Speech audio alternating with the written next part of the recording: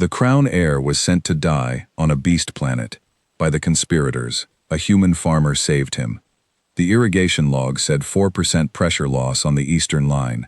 6 consecutive nights. Same reading, same time, same quiet failure nobody was going to fix because the replacement parts were sitting in a Varenthus Colonial Authority warehouse, somewhere between here and the core systems, held up by a procurement backlog that had been ongoing for 2 years and 3 months, and I had filed the request 4 times. I was in the equipment shed at 3 in the morning, writing the 7th entry in a row about a junction seal that cost 40 credits and had been slowly strangling my eastern field, when the sky turned white. Not sunrise white, not storm white, the kind of white that has heat behind it, and sound, and the low concussive pressure that hits your chest before your ears register anything. I set down the log. I put the pen cap back on the pen. I pulled on my boots, laced them properly, because I am not the kind of man who runs anywhere without his boots properly laced, and I walked out. The ship came down in the eastern field. Of course it did. It came down in a long diagonal that tore through 200 meters of my grain crop, and it was burning, and the fire was moving in the direction of the water reclamation unit, which was the one piece of infrastructure on this entire property that I genuinely could not lose and still function. The grain I could replant. The reclamation unit had taken me 3 seasons to build from salvage parts, and a manual I had translated myself from Varenthus technical dialect. I went back into the shed and got the fire suppression canister. The ship was Varenthus military. That was clear from 30 meters away. The hull configuration, the running light placement, the particular shade of gunmetal gray they used on scout-class vessels. I knew it the same way I knew the shape of every tax notice they had ever sent me. You learn the markings of the people who tax you. It becomes automatic, like knowing weather. The forward section had broken open on impact. There was smoke coming out of it in thick rolling columns, and the kind of crackling electrical discharge that meant the power core was unstable. I was calculating whether I could get the reclamation unit wet enough to survive a thermal event of this size when I heard something that was not the fire. It was breathing, labored, wrong-paced. I moved around the nose of the ship to the breach point and looked inside. He was young, that was the first thing. Young in the way that Varenthus males are young, which is different from how humans are young, but the basic quality of it is the same. Something unfinished about the face. He was pinned under a collapsed section of the interior wall, not fully trapped, but not going anywhere under his own power either. He was wearing a flight suit, and the flight suit had a crest burned into the left shoulder, and I looked at the crest for a moment because it was familiar. The Imperial Sunburst. House Varenthus, first bloodline. I had seen that crest exactly twice in my life. Once on the official notification of my colonial settlement terms, 11 years ago. Once on the denial letter for my wife's medical processing request, which arrived 6 weeks after she no longer needed it. I looked at the boy. I looked at my irrigation line, which was now on fire at the junction seal point, the specific point I had been writing about for 6 days. The seal now blackened and cracked and absolutely gone.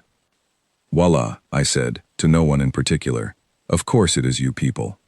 Then I went in and pulled him out. He was heavier than he looked, which is always how it is. I got him under the arms and dragged him back from the breach and out into the field, and I got us both far enough from the ship that when the power core vented, which it did 4 minutes later with a sound like a world ending, neither of us was inside the blast radius. I put him down in the dirt. He was still breathing. His eyes were closed. The fire from the ship lit everything orange. My eastern field, what was left of it, the wreckage, the sky, which on Kepler 7 is never fully dark because of the secondary moon, and which now had a new kind of light in it that was going to be visible from the settlement 3 kilometers north. Nobody from the settlement would come. I knew that. The settlement had 41 people, and a standing protocol about disturbances after nightfall, and the protocol was to stay indoors and wait for an official colonial authority response. We had learned that protocol from experience. The authority response to disturbances on Kepler 7 generally arrived between 4 and 7 days after the disturbance, depending on administrative workload. I picked up the boy again and carried him to the house. I put him on the table in the back room, the room I used for seed sorting in winter, because it was the room with the best light and the most clear floor space. I cut the flight suit at the shoulder to get a look at what was happening underneath. There were injuries, 3 significant ones, and a systemic issue I could not identify because his biology was Varenthus, and mine was not. But I had lived on a Class 3 predator ecology planet for 11 years, and you do not live on a planet like this without becoming practical about damage. I cleaned what I could clean. I wrapped what needed wrapping. I knew enough about Varenthus biology to know the red gold fluid he was losing was the equivalent of blood, and that losing too much of it was bad regardless of species. I slowed it. That was all I could do. He did not wake up until morning. When he opened his eyes, they were a color I still do not have a word for. Not blue, not gold, something that changed depending on which direction the light was moving. He looked at the ceiling of my seed room. He looked at the wrapped injuries on his arm. He looked at me, sitting on the stool in the corner drinking my first cup of tea of the day. He said something in formal Varenthus, which I spoke at a functional level, because you learn the language of the people who tax you just like you learn their markings. He said, "I require immediate communication with Imperial Fleet Command." I took a sip of my tea. "The communications array," I said, "has been on back order for 3 years. I have filed the request 6 times. You are welcome to file a complaint with the Colonial Authority about the processing delay. I can give you the form number." He stared at me. I got up and started making soup. He told me his name on the 2nd day, when the fever had broken enough for him to sit upright without my assistance. Vor. He said it the way people say names that are supposed to mean something, with a particular weight on the 2nd syllable, watching your face for recognition. My face did not give him any. "Second name," he said, with slightly less patience. "House Varenthus." "I understood you the first time," I said. "I am Yusuf. This is my farm. You crashed into my eastern field and destroyed my irrigation junction seal, which I want it noted was already barely functional due to a supply chain situation that your administration has been aware of for 2 years." He looked at me for a long moment. His color had improved. The red gold underneath his skin was moving more evenly now, which I took as a positive indicator. "You pulled me from the wreckage," he said. "Your ship was on fire near my water reclamation unit." And that is the only reason. I thought about that honestly, the way I try to think about most things. "You were bleeding," I said. That was enough. Outside, something moved in the tree line to the east. A heavy movement, the kind that comes from mass, the kind you learn to register automatically when you live on Kepler 7. I tracked it without turning my head, the way you do when you do not want to alarm a recovering patient, and it moved on. He drank the broth I put in front of him, not the turmeric broth from the first day, which had done something involuntary to his secondary nervous system that I had not anticipated, and which I felt genuinely sorry about, but a simple grain broth that my wife had made from the first Kepler 7 harvest, and which I had been making the same way ever since. He drank it without comment. I took that as progress. "How long have you been on this planet?" he asked. 11 years. "Alone?" "For the last 4. He did not ask about the 4 years. He was either perceptive enough to leave it alone, or not perceptive enough to understand what it meant, and at that point I did not know him well enough to tell which. What he did instead was look at the window, at the tree line. "What lives in those trees?" he said. "Velkrath," I said. "Pack hunters. 6 limbs. They process seismic vibration through lateral bone plates along the spine, which means they sense you before they hear you. They come to the perimeter when something disturbs the normal pattern of the settlement. A crash, for instance, is a significant disruption to the normal pattern." He processed this. "How large are the packs?" "Variable. I have counted as few as 4, and as many as 11 in a single group. They do not share territory between packs, so you will generally only deal with one at a time. The difficult thing is that they learn. If something works on them once, it will not work a second time. You have to stay ahead of what they know." He was quiet for a while after that. "How do you stay ahead?" he said. "I farm them," I said, which is not a sentence I had ever said out loud before, but it was accurate. "I watch their patterns. I learn what they expect. Then I do something they have not seen." He looked at me with that color-shifting gaze and said nothing. I refilled his broth and went to check the perimeter. On the morning of the 4th day, he walked to the window on his own. Slow, careful, the walk of someone rebuilding their relationship with their own body, but under his own power. He stood there for a long time, looking at what remained of the eastern field. "How much of your crop was destroyed?" he asked. "Enough to matter. I will arrange compensation." "With what? Your communications are down. Mine have been down for 3 years. We are on a Class 3 predator ecology planet with no functional emergency beacon, and your fleet does not know where you are." I was not saying this to be cruel. It was just the geometry of the situation. "You cannot arrange anything right now. Drink your broth." He turned from the window and looked at me. "You are not frightened of me," he said, and it came out slightly wondering, as if he was not used to it. Should I be? Most people are. I thought about the tax notices, the denial letters, the 7 entries about the junction seal, the back order that had been ongoing for 2 years and 3 months. Most people, I said, have not had 11 years of Varenthus administration to practice on. Something moved across his face. I could not name it yet. I was still learning how his expressions worked. On the 5th day, he found my wife's photograph on the shelf above the seed bins. He did not ask about it. He just looked at it for a moment, and then he looked at the farm through the window, and I saw him make a connection without words, the kind of quiet arithmetic that people do when they are trying to understand what they are standing in the middle of. He put the photograph back carefully, exactly where it had been. On the 6th day, I told him about Kepler-7. The colonial authority classified this planet agricultural because the soil composition tests came back profitable, I said. Class 4 designation. They sent 40 families in the first wave. The predator ecology assessment was listed in the secondary report, which is the report that gets filed and not read. By the time anyone understood what Class 3 actually meant for daily life here, we had already built homes. "Why did you stay?" he said. "I told you. We had already built homes." I let that sit. Also, the soil really is exceptional. My grain yield is 40% above the colonial standard. My turmeric crop is the highest quality in Sector 9. The authority knows this because they calculate the tariff on the yield. They have never once asked how we produce it. He was quiet. "Did you know," I said, "that there is a species reclassification petition that has been filed for Kepler-7 3 times in 9 years? Class 4 to Class 2, which would trigger infrastructure support, medical processing priority, and supply chain protection under the Colonial Sovereignty Act." I did not know that specifically. "No," I said, "you would not."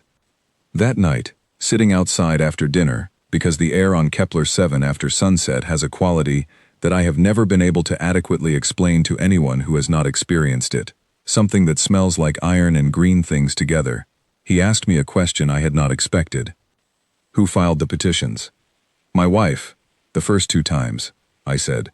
"I filed the 3rd. The sounds from the eastern tree line were moving closer. I tracked them automatically, cataloging distance and direction. 2 animals, moving parallel to each other, which meant a coordinated approach, which meant they had been watching the property long enough to develop a coordinated approach, which was new behavior. "Sail Vor," I said, without looking at him. "In the morning, I am going to need you to be able to walk faster than you currently can. I suggest you rest tonight." He looked at the tree line. "How long do we have?" "Tonight? They are still assessing. Tomorrow night, or the night after, they will move." I stood up and collected the cups. "Come inside."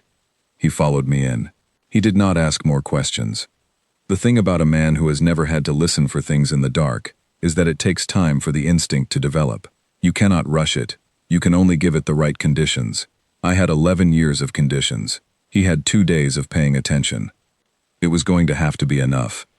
The first real contact came 3 nights later. I heard them at 0140, which was earlier than I had expected, which told me they had decided the situation on their own terms, and not waited for whatever pattern I was hoping they would maintain. That is the problem with learning animals. They learn you back. I was already awake. I had been awake since midnight, sitting with the lights low and the window cracked, listening to the quality of the night, which changes in specific ways when the Velcrath are mobilizing. The insect layer goes quiet. The secondary moonbirds, which roost in the northern fields, stop their calls in a wave, sector by sector, starting from wherever the pack is moving. By 0130, the whole eastern sector was silent. I woke Sailvor by putting my hand on his shoulder once, firmly. No shaking, no urgency in the touch itself, just the signal. He came awake fast, which surprised me. faster than I expected from someone still recovering. His eyes went to the window before they found me, which told me the instinct was developing faster than I had thought. Good. East and north, I said quietly. 2 entry points, pack of at least 6, probably 8. They will test the east wall first, because that is where the disruption happened, and that is where they have been focusing. The north is the second push, intended to split attention. He looked at me in the low light. You know this. I watched them for 6 nights before you arrived, and 3 nights since you arrived. Yes, I know this. I handed him the secondary fire tool, the one I used for controlled burns in the northern field. It was not a weapon in any formal sense, but it produced a sustained directed flame, and the Velcrath had a specific neurological sensitivity to sustained directed light that I had discovered in year 3, and never been able to report to anyone, because the communications array was not functional. Stay in the center of the room. Do not go to any window. If something comes through the east wall, the wall will give way at the 3rd panel from the left, because the support strut there is the one I have not been able to replace. Because of the supply chain. Yes. I went to the roof access. The view from the roof was clear. The secondary moon was high enough to give definition to shapes, and I had spent enough years watching this landscape at night to read it the way other people read text. The eastern tree line was moving, not wind. The particular shudder of large bodies pressing through dense vegetation in a coordinated way, each one accounting for the position of the others. 8, maybe 9. They came out of the tree line in a low run, not the full sprint they were capable of, but the testing pace that means they are still gathering information. The lead animal was the largest, which was not always the case but was tonight, and it stopped 30 meters from the east wall and stood with its lateral bone plates flexed outward, reading the ground vibration. I turned on every light on the property simultaneously. All of them. The field floods, the equipment shed floods, the perimeter markers, everything. All at once. A total switch from the low-light conditions they had been tracking in for 3 nights. The neurological sensitivity I mentioned is not about brightness exactly. It is about sudden contrast. The transition from dark to light at that speed overloads the lateral plate system for a window of approximately 40 seconds. In 40 seconds, I could move a significant amount. I moved across the roof to the northern corner, where I had pre-positioned the pressure coils from the irrigation system, the ones I had disconnected after the junction seal failed. They were charged, useless for irrigation in their current state, very much not useless for this. The north group, 4 animals, had paused at the light transition. I discharged the pressure coils across the northern approach in a sequence, not all at once, which would have been a single event they could analyze, but in a staggered pattern that read as multiple independent sources, irregular, unpredictable. The Velcrath are extraordinarily good at pattern recognition, and extraordinarily bad at situations that do not fit any pattern they have encountered. 3 of the 4 turned and went back to the tree line. The 4th was either braver or stupider than the others. It kept coming. I let it reach the north wall. I let it press against the wall with that particular testing pressure they use, feeling for structural weakness the same way I feel an irrigation line for pressure loss. I let it find the weak point, which I had manufactured, a section of the north wall that I had deliberately destabilized over the past 2 days, loosened connections, and removed a support anchor, because a trap that an animal finds on its own is more convincing than one you show it. It pushed through, into the flooding channel. I had rerouted the reclaimed water backup, 6 days of accumulated runoff at elevation pressure, through a channel that ran beneath that section of the north wall. When the wall gave, the channel opened. Not a flood, a directed surge, precisely where the animal's weight was committed forward, precisely when it had no lateral footing. The sound it made when it hit the far embankment was enormous and undignified. It was not hurt. I do not enjoy hurting animals that are only doing what animals do. It was disoriented and wet, and on the wrong side of a pressure channel, and it made the calculation that all living things eventually make when the situation stops making sense. It left. The Eastern group had been watching all of this. I waited, on the roof, in the full blazing light of every lamp on the property, in complete stillness, letting them look, letting them process, letting whatever they use for decision-making work through the data they had just collected. The lead animal, the large one with the flexed plates, looked at me directly for a long time. I looked back. It turned around, walked back to the tree line. The group followed. I climbed down from the roof and went back inside. War was standing in the center of the room exactly where I had told him to stand, holding the fire tool, watching the east wall with a focus that had nothing performative about it. When I came in, he turned, and the look on his face was not the look of someone who had been frightened and was now relieved. It was the look of someone who had just seen something reorder their understanding of something else. "That was your plan," he said. "That was tonight's plan. Tomorrow they will have incorporated what they observed. The plan will need to be different." He looked at me. "You do this alone," he said, not a question. "There are 41 people in the settlement, 3 kilometers north. Most of them are here because they had no better options. They have families and crops and their own problems. I do not ask them to come out in the night for my problems. You have been doing this alone for 4 years. My wife and I did it together for 7 years before that. She was better at the roof than I was. Better eye for distance." I put the fire tool back on its hook. "Go to sleep. Tomorrow I am going to need you to help me reconfigure the north wall support structure, which means you are going to need your strength." He did not go to sleep immediately. I heard him for a while, sitting, which people do when their mind is working faster than their body can accommodate. But he did not come and ask me questions. He sat with it. In the morning he was the first one up. He had made tea, badly, using entirely the wrong ratio, but he had made it, and he held out a cup to me when I came in, and I took it and drank it because that is what you do. "The north wall," he said. "What do we need?" I told him. He listened without interrupting, which was new. We went to work. The second attack came 4 nights later. It was different. Smaller group, only 5, but from 3 directions instead of 2, which meant they had spent 4 days analyzing what had failed and had arrived at a strategy that addressed the specific elements that had beaten them. The elevated lighting, the pressure release, the manufactured weak point. They were not doing any of those things the same way again. Neither was I.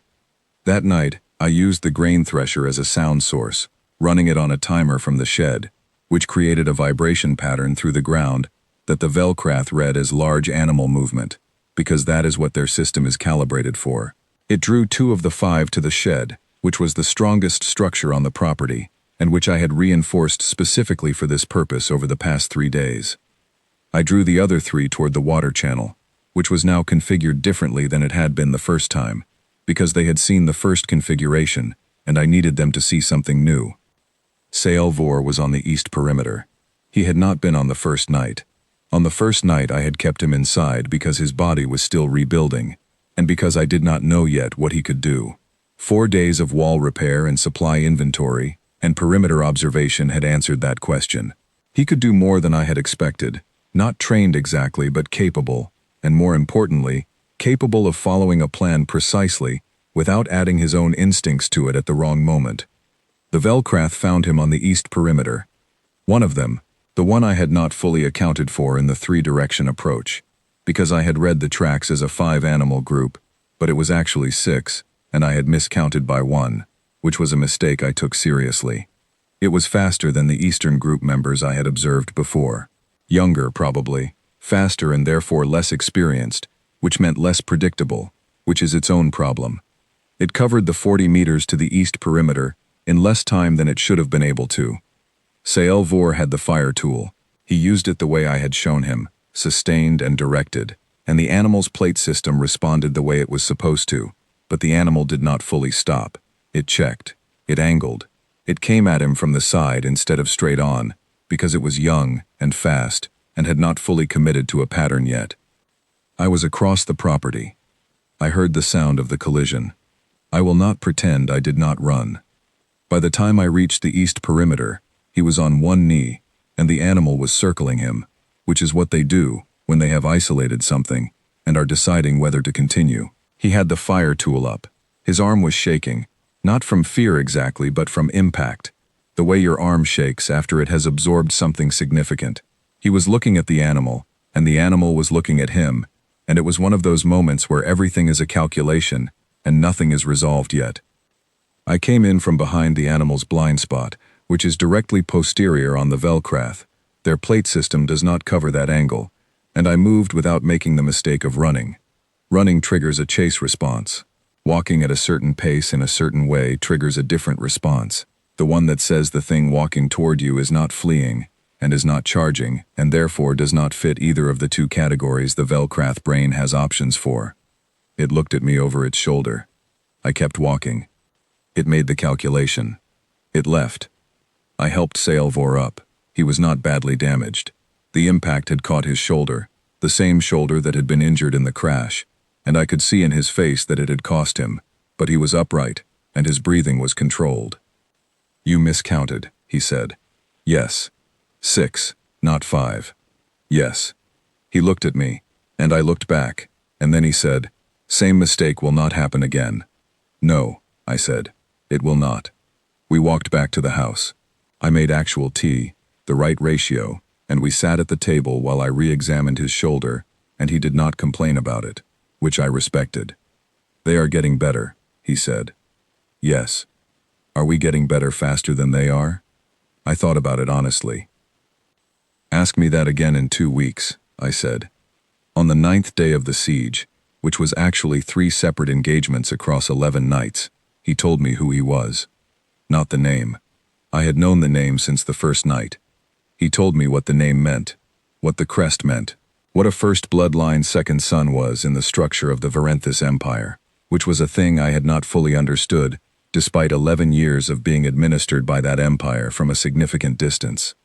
He told me about the reforms, the tariff restructuring proposal, the Colonial Reclassification Initiative, the Agricultural Sovereignty Act petition that had been moving through Imperial Council for 2 years, which would change the legal standing of Class 4 colonial settlements in a way that would have, among other effects, resolved the backorder issue and the medical processing backlog and the 3 unanswered species reclassification petitions for Kepler-7.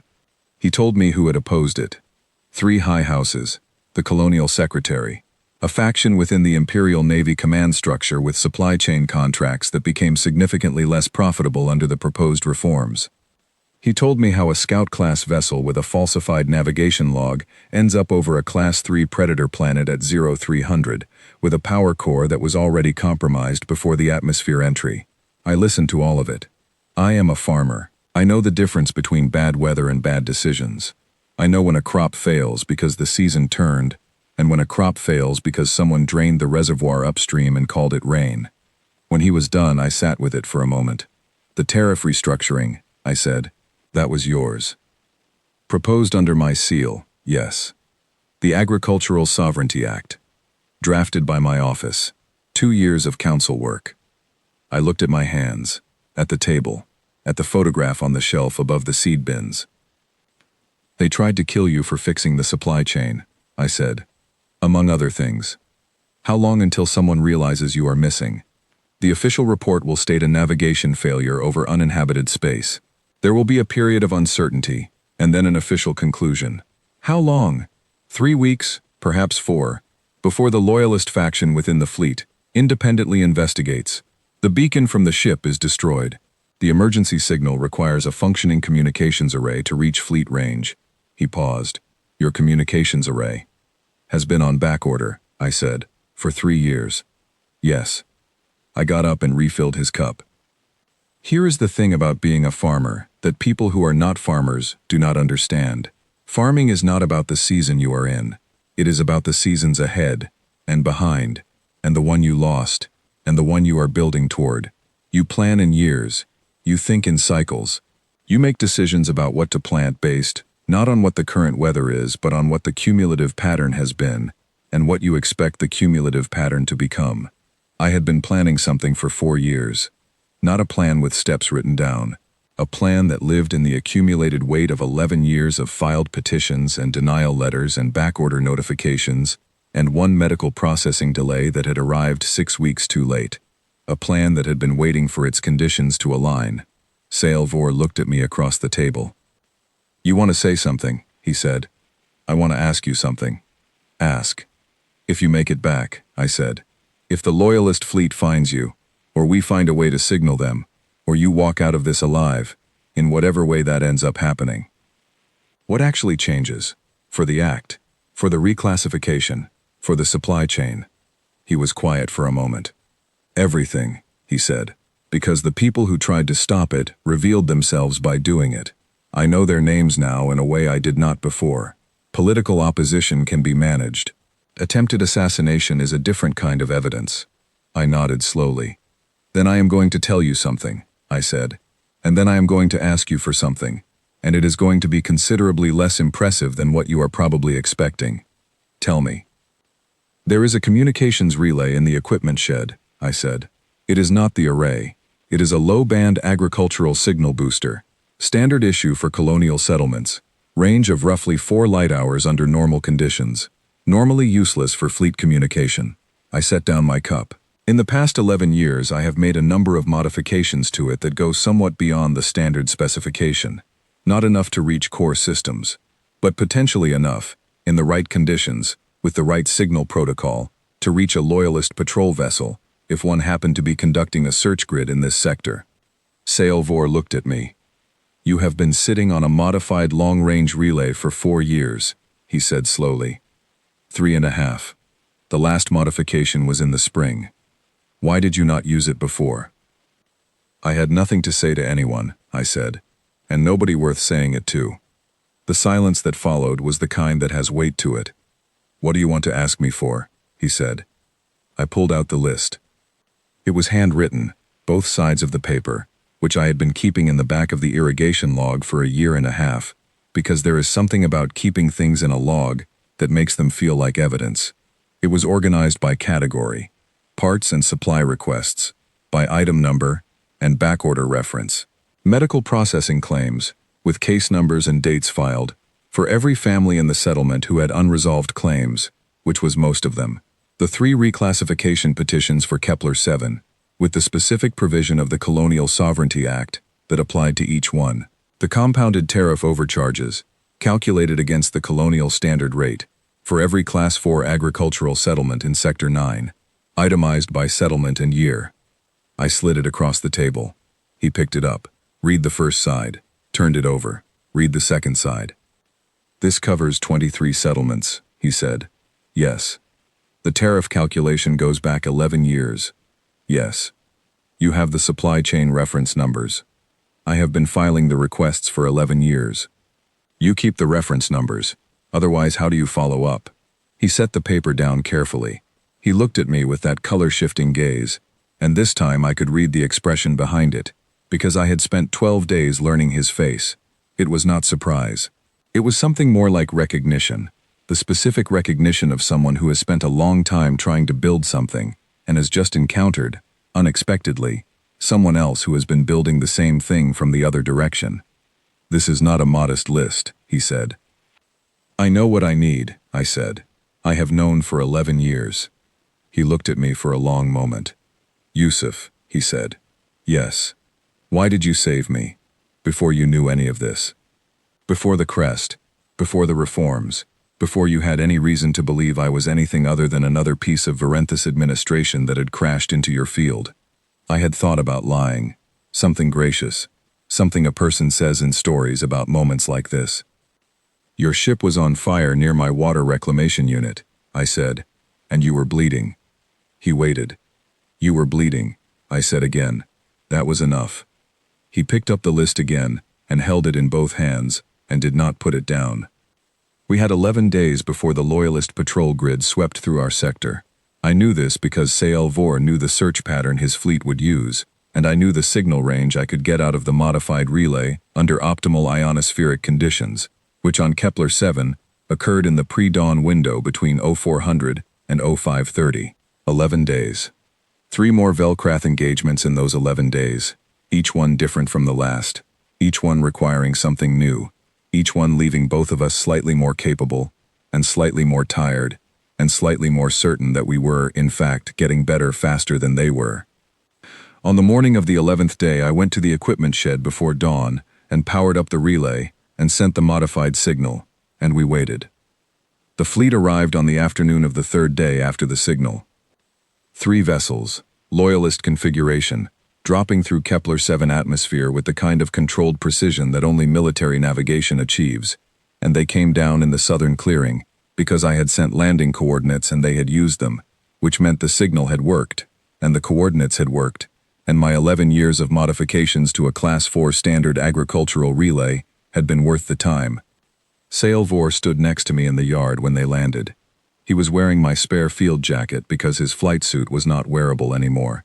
He had mud on his boots from the morning's work on the north wall. He stood like someone who had relearned how to stand, not the formal military posture of the first days, which had been automatic and performance, but something more grounded, weight distributed, like a person who has been working with their hands. The admiral who came down the ramp was a tall Varenthus male, with the rank insignia of a fleet commander, and the particular bearing of someone who has spent a long time in formal spaces.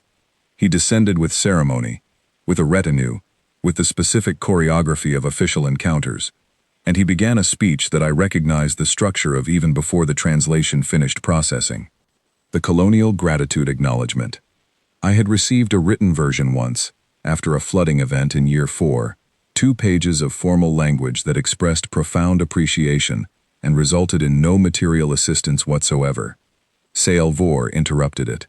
He was standing in my yard, in my jacket, with mud on the boots I had lent him, and he interrupted a fleet admiral mid-sentence, and the admiral stopped talking because the alternative was talking over the Crown Air, which was apparently not done. What Vor said was not a report. It was a testimony. He gave it with the specific precision of someone who has had 11 days to decide exactly what he was going to say, and how he was going to say it. He named the high houses. He named the colonial secretary. He named the Navy faction and the contract structures that explained their motivation. He gave the falsified navigation log reference number from memory, which he had reconstructed over 3 days in the second week, by working through what he knew about his own vessel's assigned route. Then he named me. He named Yusuf al-Rashid, of Kepler 7 Agricultural Settlement, Colony Zone 7. And he named the irrigation line, and the water reclamation unit, and the junction seal that had been on back order. He named the medical processing delay, and the 4 reclassification petitions, and the 11 years of supply chain requests. He named what I had built, and what I had held, and what I had lost, and what I had kept anyway. The admiral looked at me. I have been looked at by administrators my entire adult life. I know exactly what that look means. They are measuring you, deciding how to categorize you, finding the box you fit in so they can manage what you represent without having to respond to what you actually are. I let him look. I have been decided about before. He asked, formally, with the full weight of imperial protocol behind the question, what restitution the Varenthese Empire could offer, for my losses, and for the service I had rendered to the Crown Heir. I reached into my jacket pocket and pulled out the list. Both sides of the paper, as I had prepared it. I had made a clean copy the night before, because the original was worn at the fold lines from being handled. The categories were clearly labeled. The reference numbers were included. The compounded tariff calculation had a methodology note at the bottom, so it could be verified independently. I held it out. The admiral took it.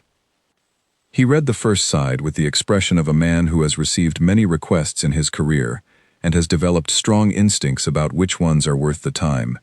He read the second side with the expression of a man whose instincts are being significantly revised.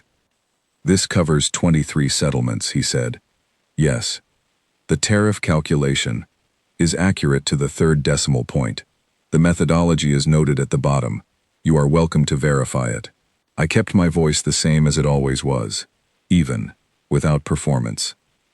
I have the original receipts. 11 years of them. Farmers keep their receipts. Otherwise, how do you follow up? The admiral looked at Vor. Vor looked back at him. In my jacket. With the mud on the boots. Process it, Vor said. All of it, and add the Kepler 7 reclassification to the council agenda. All 3 petitions, consolidated, priority status. The admiral's expression went through several things in quick succession.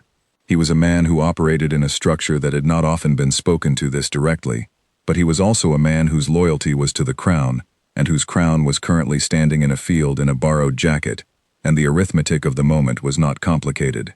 Yes, Your Highness, he said. Vor looked at me. I nodded once. They moved through the rest of it efficiently. Medical documentation requests. Infrastructure supply orders. Formal notification to the settlement about changed colonial status, which I would carry back to 41 people who had been waiting for changed colonial status since before some of their children were born. The junction seal part was ordered before the formal paperwork was processed, which I noticed, and which I chose to say nothing about, because some things you accept without comment. At the end of the afternoon, Vor walked with me back to the edge of the property, to where the eastern field started, or where it used to start before the crash, the blackened ground and the broken grain rows that would need replanting in the spring. He looked at it for a while. "I will have reconstruction support sent," he said. "The soil will recover without support. It is good soil." "I know.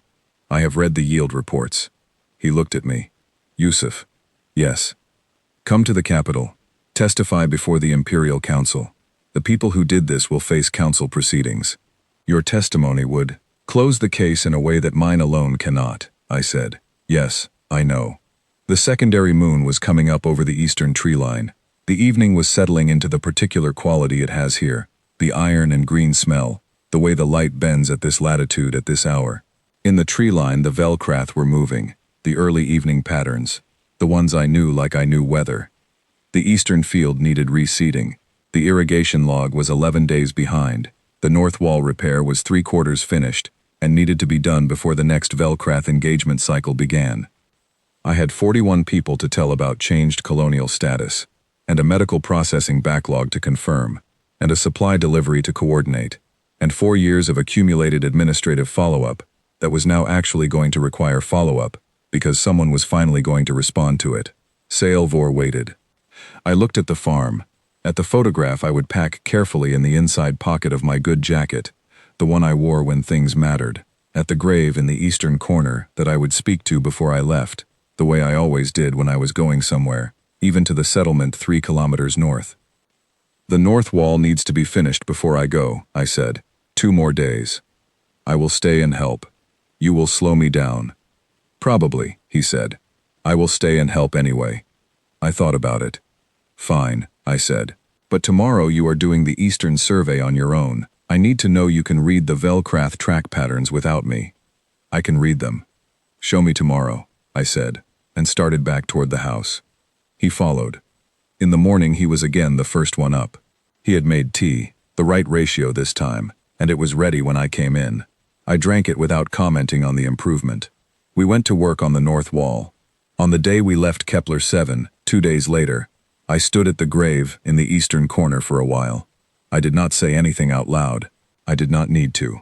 She knew what I was going to do, the same way she had always known what I was going to do, which is the thing about a person you have farmed alongside for 7 years in difficult soil.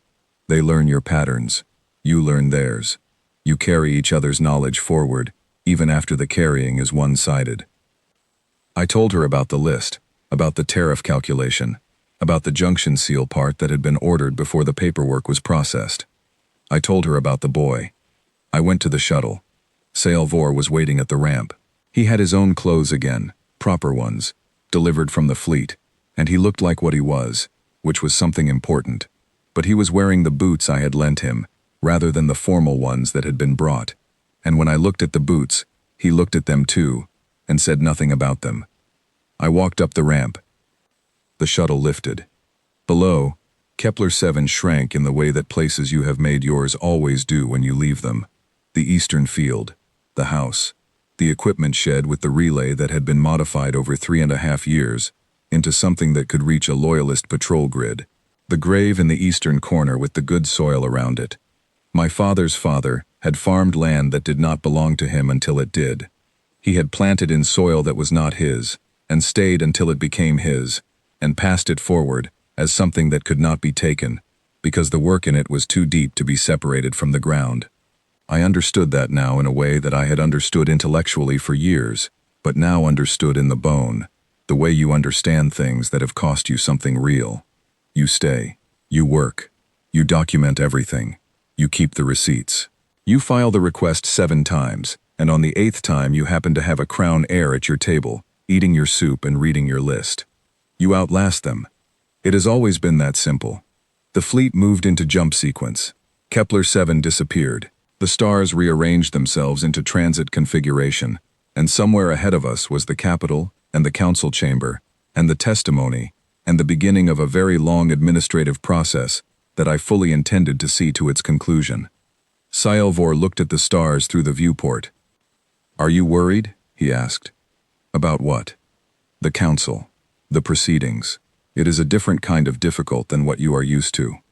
I thought about the 7 irrigation log entries, the 4 reclassification petitions, the compounded tariff calculation, accurate to the 3rd decimal point, methodology noted. "I have been preparing for this specific meeting," I said, "for 11 years. He looked at me. "I know," he said. "That is what worries me. For them." He turned back to the stars, and I looked at the stars beside him, and the ship carried us forward into whatever came next, and behind us, Kepler 7 turned in the dark, iron and green and exceptionally good soil, waiting for the spring planting, waiting the way it always had, the way good land always does. Patient, certain, already ours.